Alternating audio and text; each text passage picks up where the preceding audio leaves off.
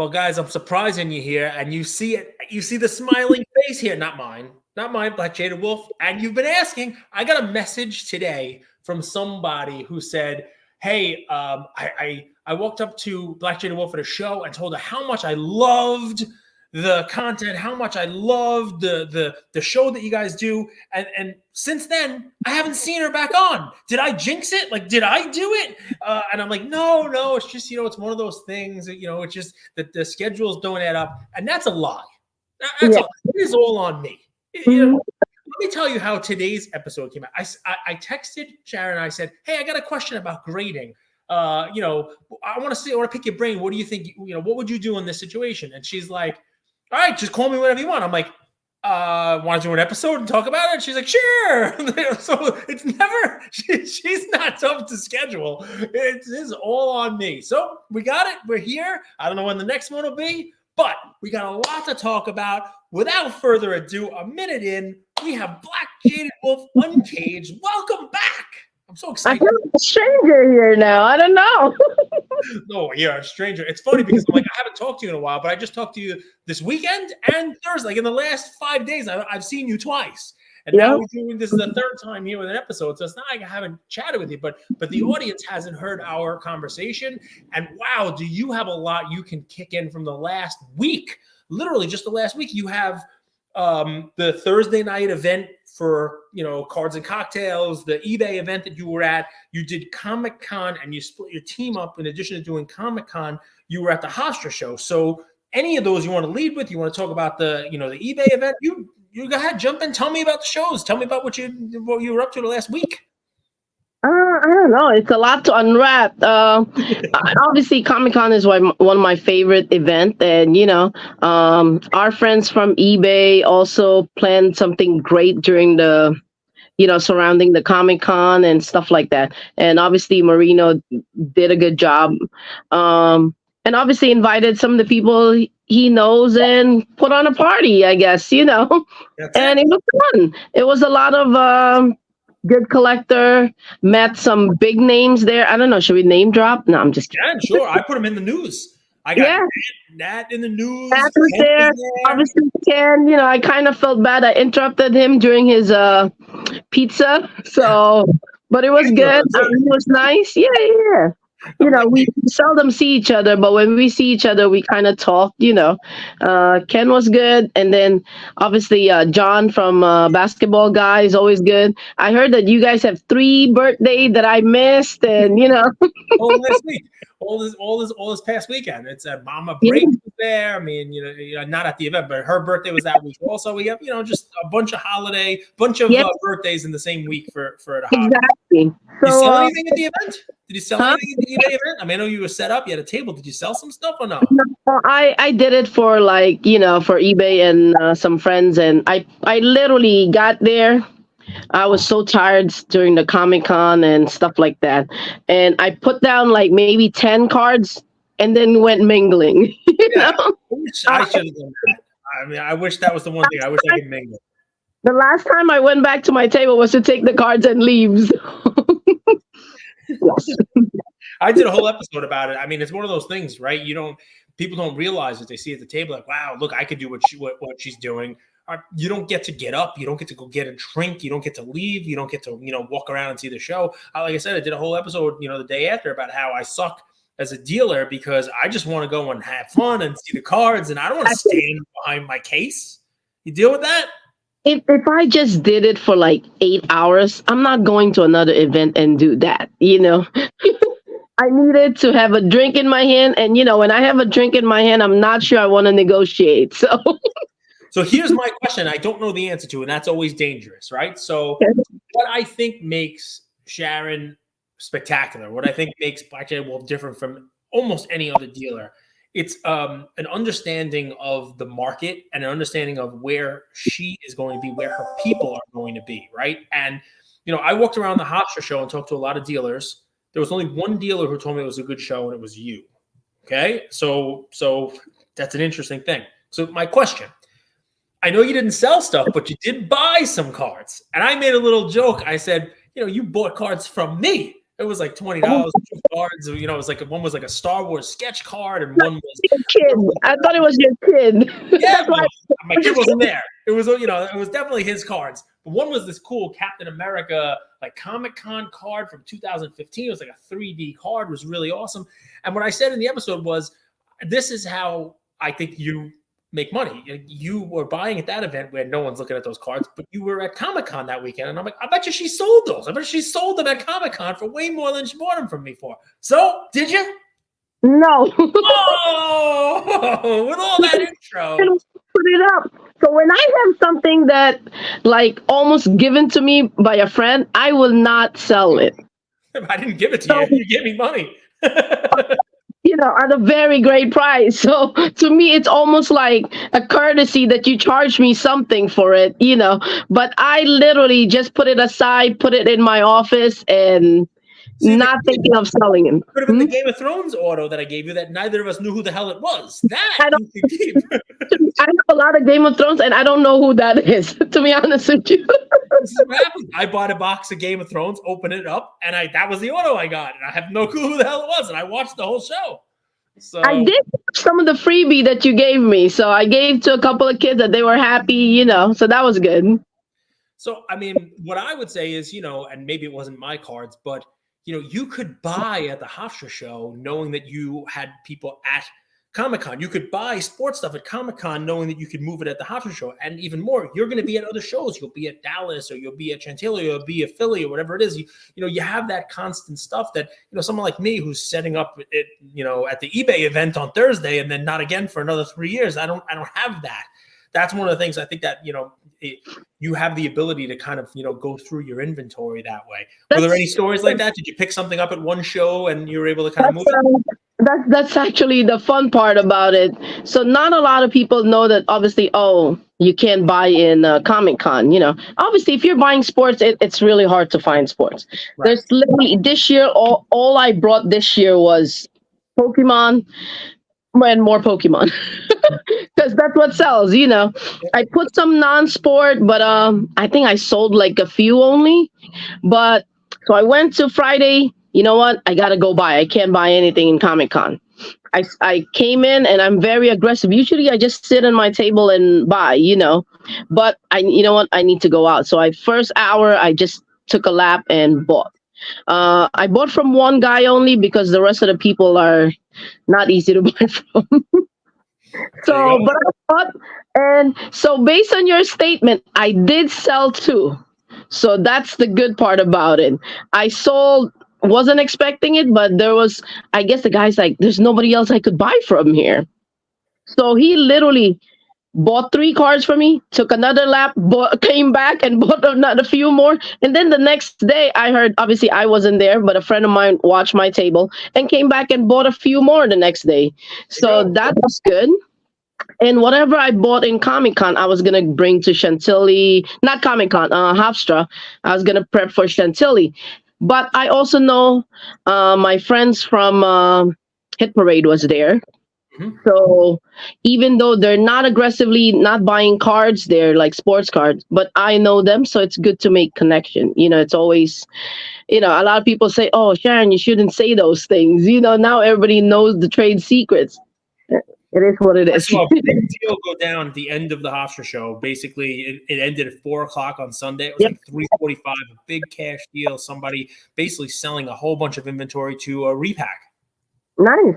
Mm-hmm. So that's how it is, you know. So I was like, I debated on staying and probably buying more on Friday, on Sunday, because a lot of people are like, oh, they didn't have a great show. Right. And knowing a show like that, a smaller show, people put money into setting up. And if they didn't have a good day, they might think of selling out on the next day. Right. So I knew there was a couple of dealers that was going to do that. Because when the first guy that I bought from was like, I want to try to retail them out, you know. Mm-hmm. And then, but you could come back at the end of the show if, you know, if someone is still there, then, you know. But I just didn't go back, obviously, because I was busy in Comic-Con. Yeah, well, and how was Comic-Con? What did you dress as? Were you a wolf? No, I'm not a dressing up type. So I'm not a Halloween person. I dress up what I usually dress up. That's it, huh? That was no cosplay at Comic-Con for you. No one from the crew. They walk by BlackJaded Wolf. Do people ask what the hell is this? And you got to tell them it's just a random name generator. Do people Yeah, ask? yeah. That's it. What was the craziest outfit you saw during Comic-Con? I forgot this comic or this anime that this guy literally have a saw in his head and his both arm. I mean, Oh, in it his head. was crazy. Yeah, Wow. it's a chainsaw and and his armor chainsaw too.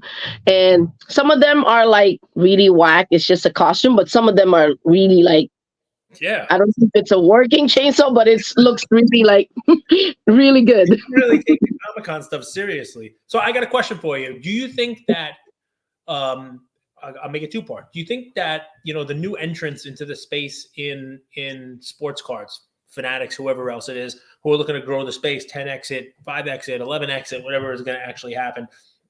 Do you think they have a chance to turn the events and the shows into a more Comic-Con type of experience? And then the follow-up on that is should that be the goal? Or are sports cards and the shows and the events different and it will never actually be that? Talk to me. Um, I'm a little selfish when it comes to yes, I would like it to grow just because, I feel like I enjoy Comic Con because it's not just investor there. And to me, for a hobby to be sustained it has to have some true collector in it. And I feel like Comic Con, I put a price. It's so seldom that people ask for comp or even have their phone out.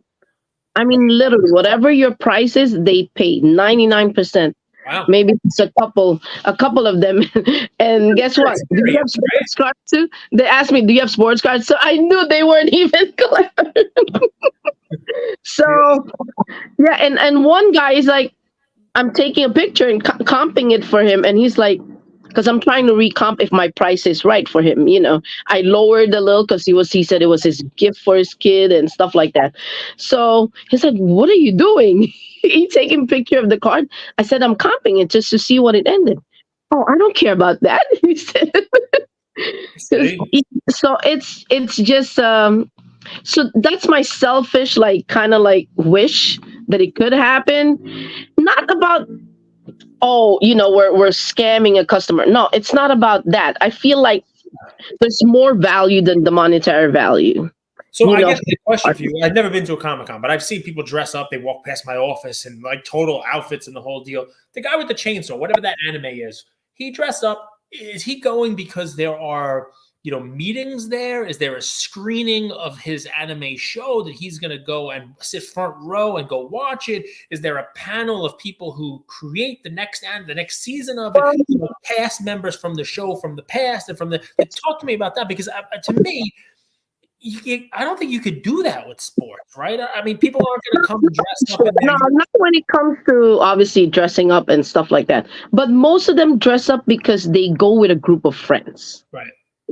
So they kind of outdress the other, that type of thing. So I'm not talking about dressing up as Luca or something, Right, yeah. I'm talking about let's bring a bunch of friends and let's share a car and go to a card show, that type of thing. And I think a lot of people are doing that already. So I wish it could just grow more like that. Like, parents driving, let's say, their whole basketball team to a sports card event, and make it more accessible for easy to get food. I mean, the good thing is the new promoters for the national were there. All three of them was there, I think either Thursday or Friday, trying to look at the atmosphere and to see how they could get something from Comic Con that's different from sports card. So that's a positive thing. And then the other thing is the more people that could see our hobby, I think it's better. So I feel like that's what Fanatics is trying to do. People that are not sports card or gambler trying to get in the space. But I also know they might not like what I say, but it also had tied into gambling, And I know they have different motive, but that is their motive. But I feel like the more eyeball people sees it, obviously the better for the hobby. I mean, the difficult part, and I've seen people try it, you know what I mean? Like, Mid Collective was a lot of fun, where it's like panels and we're going to bring in the graders and we're going to do this kind of stuff. And then Peyton Manning was going to be there, but not really. And, the whole deal. I mean, the difficult part, I mean, look, sports have been around for a long time, and you could have, all-time greats. Comic-Con is the one, like, there's one in San Diego, one in New York. You could have that, the national. I think to me, and maybe I have a different version of it, right?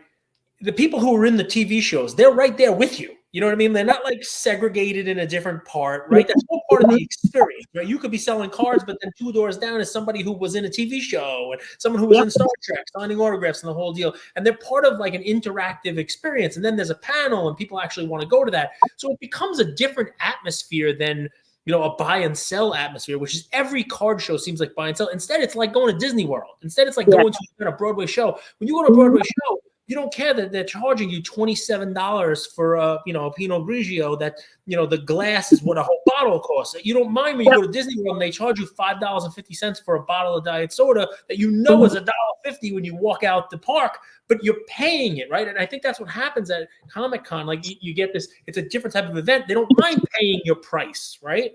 It's like an event. It's like a show also, interactive show type of thing, which is sports card. It's not right now. It's based on just buying and selling. And that's not how Comic-Con is set up. It's not just about dealer. I mean, the dealers are one part of it, but the biggest part is actually bigger companies having promos and people buying those promo items. The big companies are there.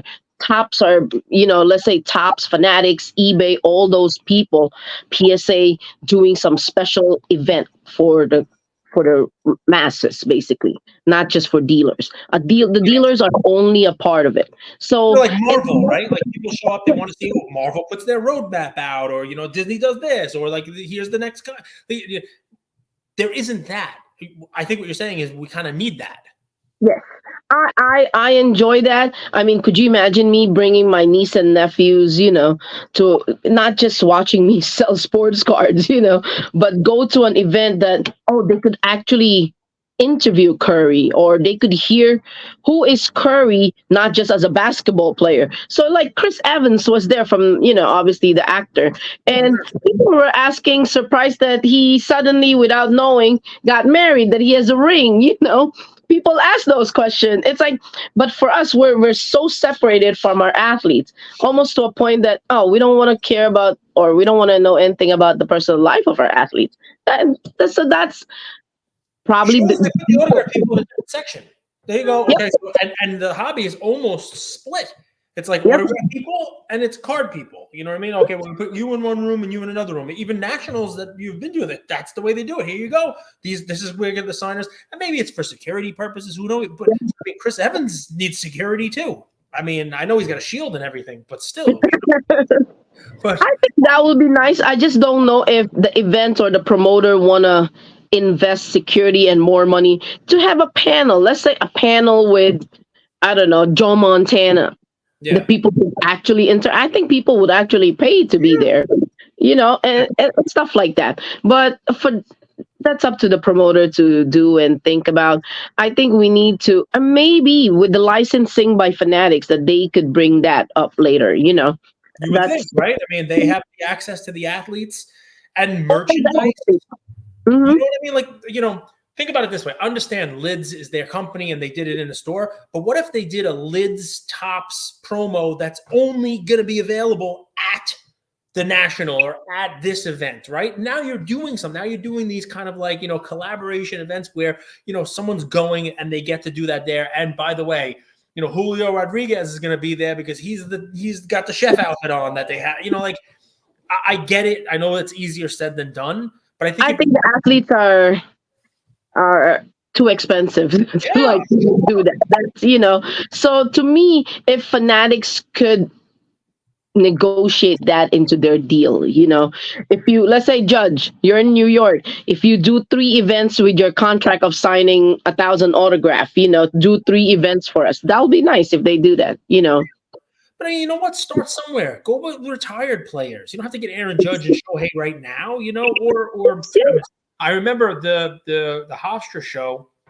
They had the kids from the Sandlot come and play catch with the kids from the like that's awesome. You know what I mean? Like, how about a screening of the Sandlot movie with the kids who were in the movie? You know, like, hell, get Kevin Costner to come and let's watch Field of Dreams. I'm Like, I not don't sure anybody will remember Kevin Costner besides us, but I mean, ask the kids who they want to see. You know, yep. I mean, Kevin Porter Jr. I heard is going to be very inexpensive. He can come. Yep, he's free too, I think. Yeah, he's available. You know, I mean, you get it, right? I mean, right now, Alperin Senguin is probably difficult to get, but in 2 years, when he's not even playing anymore, and someone's mad that they just spent $3,000 for one of his cards, you can get him to come. You know? No? Yeah.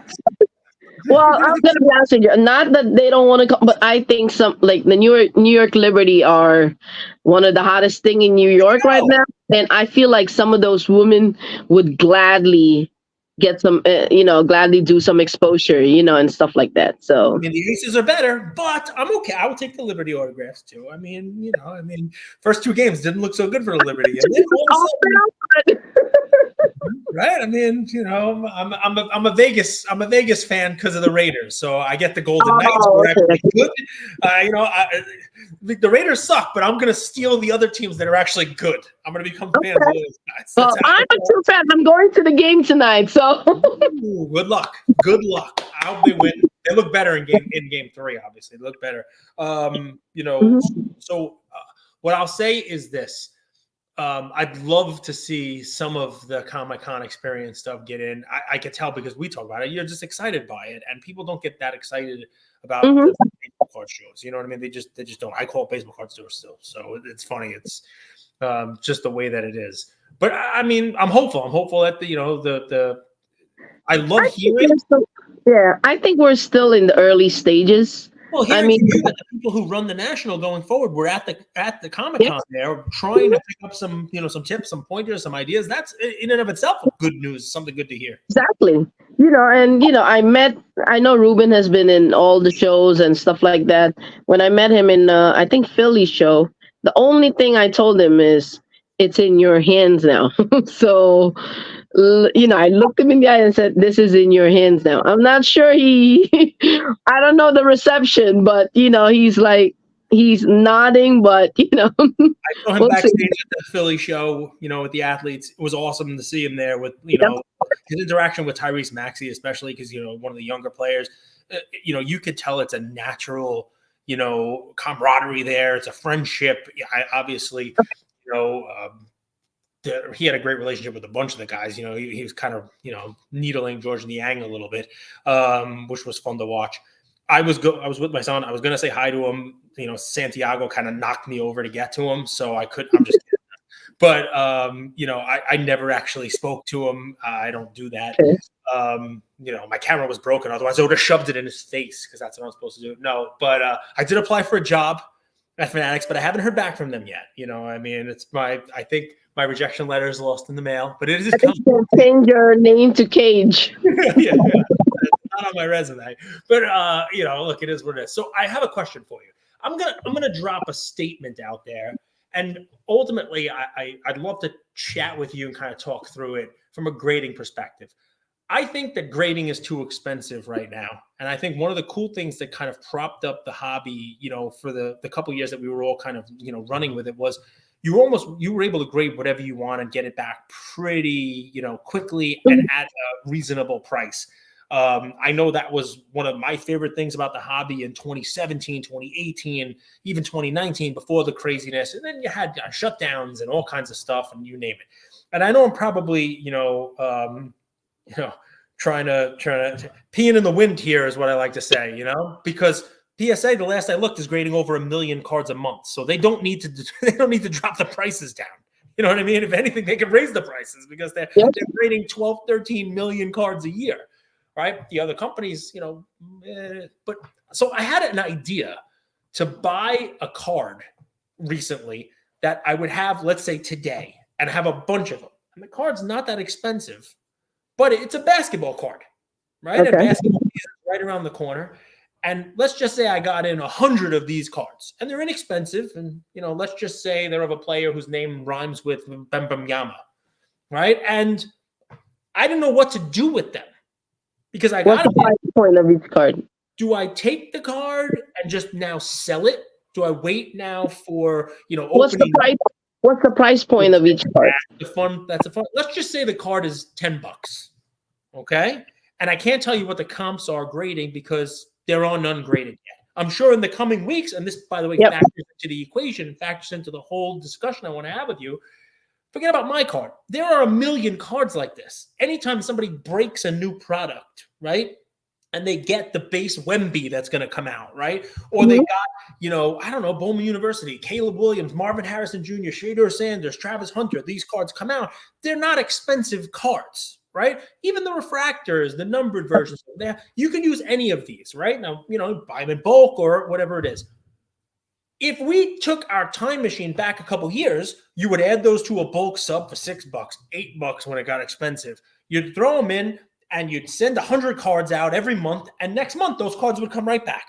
And it wouldn't matter that the card itself raw was a $5 or $7 card because you added the $6 or $8 and the tax and the whole deal, and you're into the card for 13, 14, 15 bucks, and it sells for 60 or 80 if you grade a 10. And guess what? If it grades a 9, it sells for 25, so you're still doing okay, right? You can't do that now because that $4 card, it's now going to cost you $19 if you get it in a bulk sub for PSA, and you're not getting that back until the All-Star break. Yep. Or, after Christmas. And you got to calculate shipping. And shipping and insurance and just the variability of not knowing when it's coming back. And that's just PSA, right? I mean, SGC, you can send it in, and I think it's $15, and it's like 5 to 10 business days. You'll get that back pretty quickly. But it's SGC. I'd love to hear your thoughts there. If we're being honest, you could send it to Arena Club, right? You grade it with them. Same questions, right? They'll get it graded for you quickly. It'll be graded well. It'll be in a nice slab, but it's in an Arena Club slab, right? And I mean, they sponsor. They're my only sponsor right now, but they know I speak freely. You know what I mean? Like the secondary market on Arena 10 is not going to be a PSA 10. It's just not. And I think if they were here, they would, they would say, you're not saying anything that's wrong. I'm sure they'll work towards it, right? Beckett, right? Beckett, I think it's like $22 a card for regular, and that's like 40 days. I think there might be a lesser one, like a $19 one, but it's like 60 days. I mean, 40 days is 2 months. Yeah, what would you do in this situation? And the easy answer, by the way, you can 100%. It's a cop out, so don't do it. But you can say you don't grade those cards, and that's fair. So that's the biggest dilemma. So the fun part, that's why PSA got hot before, was based on those type of cards. But at the 15 price point to 20 price point, it's really hard. Because and they're grading so tough too. If you come back with a 50% or below grade of 10s, you're not. I'm not even sure if you're breaking even right now. Because think about that, right? So what you're saying is, let's say you get 100 cards, and you send it to PSA, and it's $19 a card. You're getting it in a couple of months when everybody else has probably already got some back, right? There's other cards maybe that have come out. Maybe Hoops is out by then. You got some other thing that people aren't good. I plan early ahead. So all my order of like those type of cards are back already. But if they're, let's say Ja Morant, right? Premium stock, which is a decent product, not paper like the chrome stuff. PSA 10, it's literally $32 going for 25 to 32 on a PSA 10. So if you 9 them, it's like $10. Yeah. And so right now, I'm telling people it's not worth grading. So a lot of people, that's why those type of boxes are not filling too in breaks right now. It's not even good to open because what are you gonna do? You sell it for $1, $2? I mean, think about that for a second, right? I mean, and I don't want grading companies to get inundated and grade too much, and I don't want them to grade at a lower price, and I'm not going to tell anyone how to do it. But I've said for the longest time, my favorite thing about the hobby, right? Like, I didn't even care what was in the box. I'm going to open a case of Update. I'm opening Flagship because, when it was $6 and you open up and you got a base Jordan Alvarez and a, Bichette, same year, same product, right? You took those, you put them aside, you graded them because it was $6-8. And guess what? You could sell a couple and keep some. And that's how you built up your collection, right? And now you're into it for nothing because you're able to buy Grade 2, sell one, keep one. I love doing that. It's how I built up my collection for my son. You know what I mean? And sometimes he got the 9. It's also good for PSA. I mean, unless they really don't want, because they're too busy, and I know they're still not as busy as before. So that's a Why open update right now? Seriously, why open these boxes? And you hit the nail right on the head. Why open the box? And think about that, right?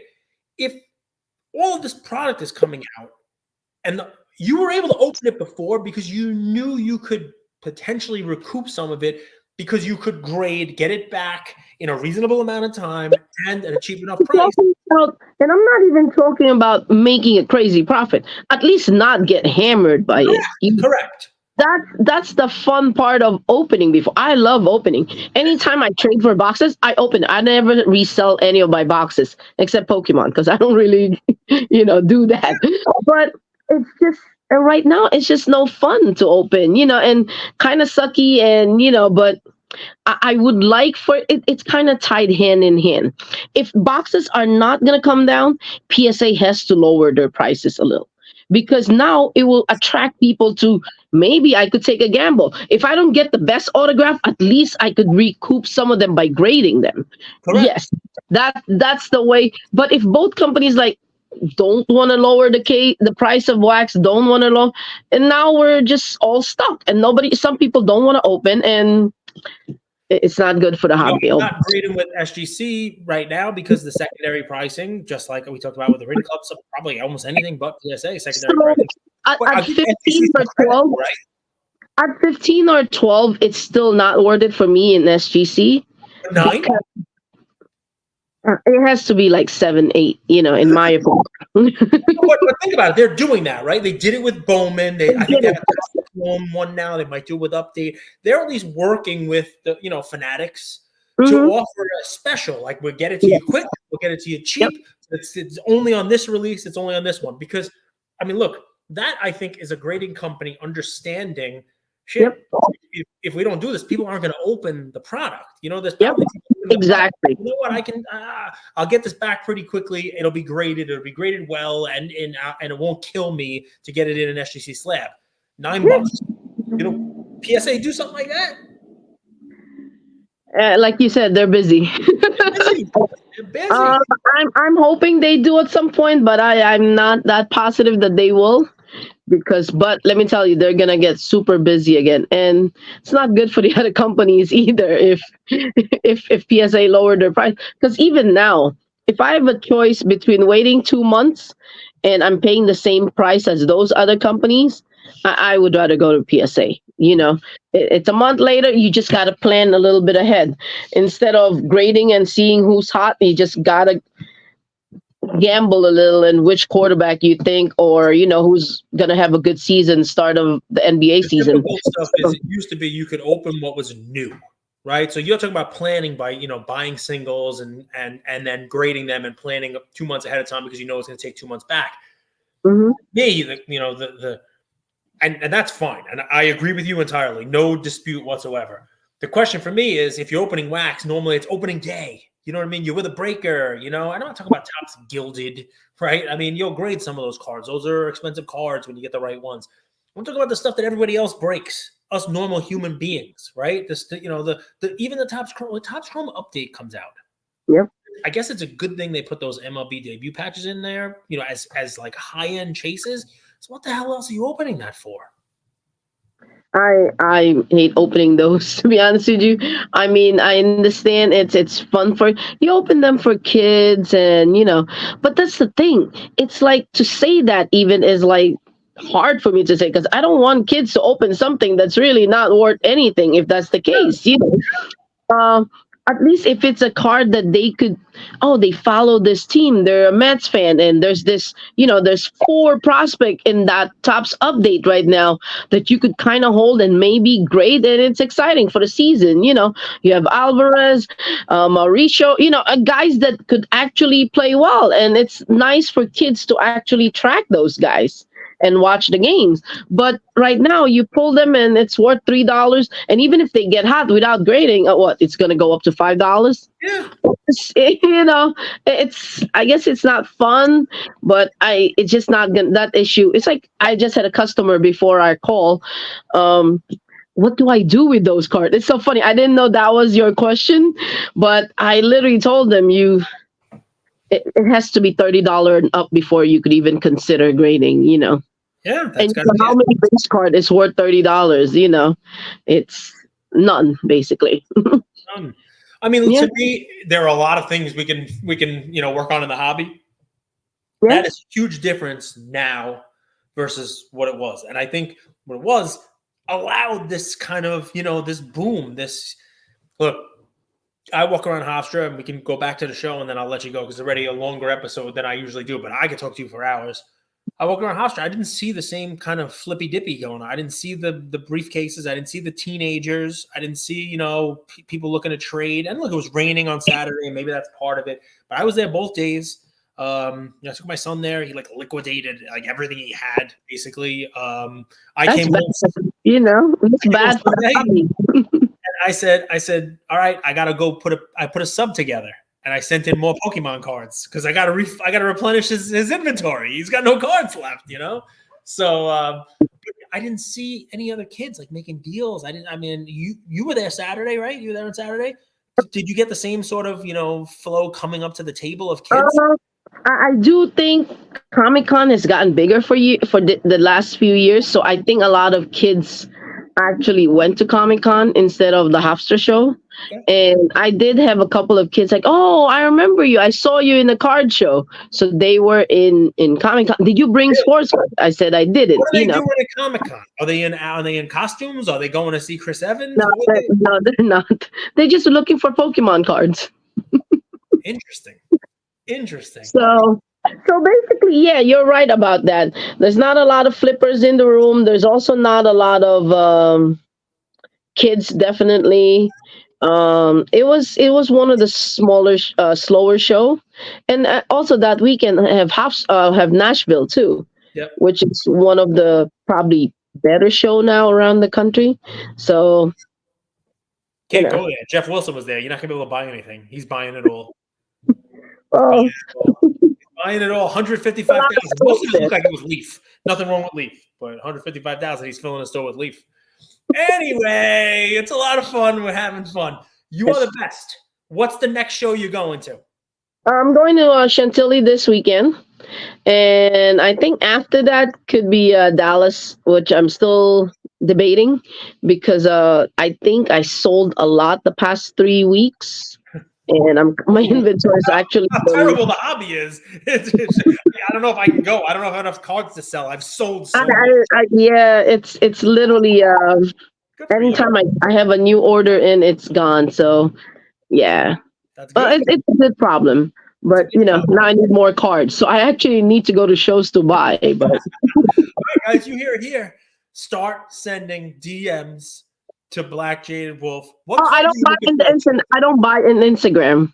You don't buy on IG? How come? I don't know those people.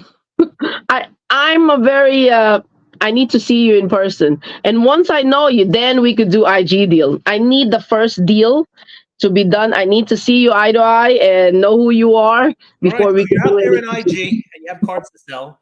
Come to New York. Or come to Chantilly. Big announcement around November time. So big announcement coming. Let me take a guess. You are changing your name to Brown Jaded Wolf. No, that's not gonna happen. Green Jaded Wolf. At least that might be a different location, but Oh, can't wait. We'll have you back. I'll be back on. I promise we will have Sharon back on sooner. It's all my fault. Trust me. It always is. Yep. I kind of suck. People come to me and I'm like, I said, you got to talk to Cage about it. Listen, a moment of honesty. This show, I should have gotten 7 sponsors already for BlackJaded Wolf. I should have had somebody sponsoring the BlackJaded Wolf Uncaged. I should have money in Sharon's pocket because this is the kind of content that literally no one else does. Nobody talks just about shows. And even if they did, they couldn't talk about it in a way that you do. The same weekend, a compare and contrast between Comic-Con and the shows that are going on, and the future of the show. I mean, just how to prep for Chantilly, what you're seeing, what you see going forward, what's good, what's bad, how to grade, giving advice to people.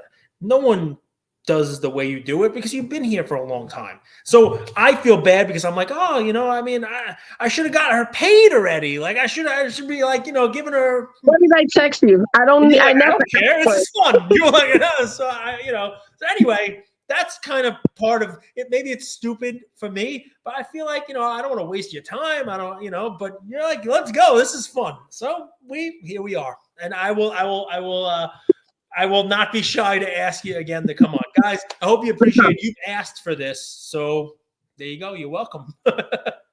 Thank you. Thank you. Talk to you soon, everybody. Bye.